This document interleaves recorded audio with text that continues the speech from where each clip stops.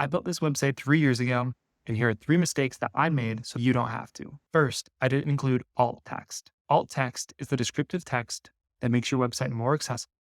It also helps search engines understand what it is your website is about. This would help more people use and find your website. As we can see here, the images don't have any alt text. Adding a short description would make our website more discoverable and more usable. Add a short description to make this a quick fix. Second, I didn't choose the best images for this website.